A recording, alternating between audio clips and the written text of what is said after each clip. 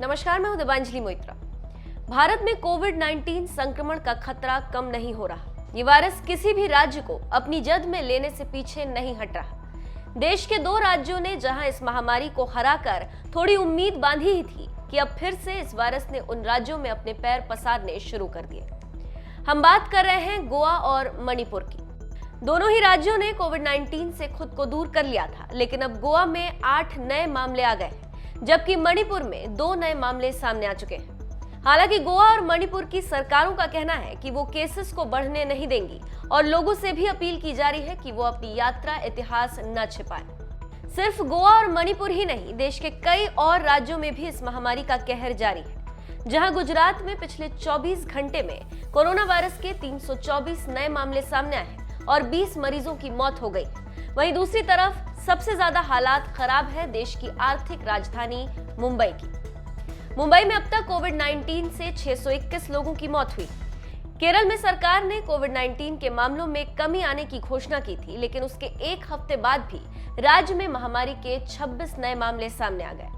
बिहार में भी हाल ही में एक दिन में 13 नए कोरोना पॉजिटिव केसेस सामने आए। देश में इस महामारी से मरने वालों की संख्या 2549 हो गई है। वहीं संक्रमण के कुल मामलों की संख्या 78,003 पहुंच गई।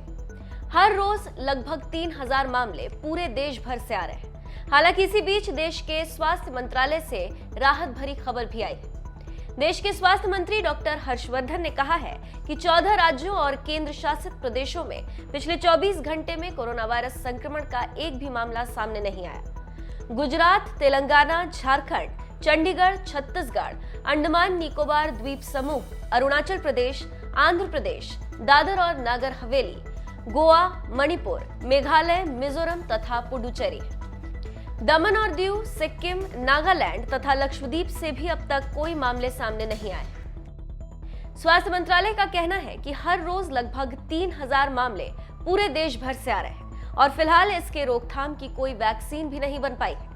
वहीं देश की अर्थव्यवस्था को देखते हुए सरकार को अब लॉकडाउन भी खोलना पड़ेगा। इसलिए देशवासियों से ये अपील भी की गई है कि वो इस वायरस के साथ जीना सीखें और सावधानी बरतते हुए अपनी सेहत का ध्यान रखें।